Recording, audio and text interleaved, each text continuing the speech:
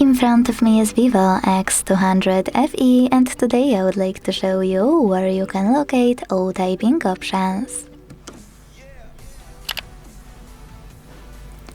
Begin by launching Settings and scrolling all the way down to tap on System Management over here. Then select Languages and Input. Click on On-Screen Keyboard. Manage on-screen keyboards. And finally, Gboard.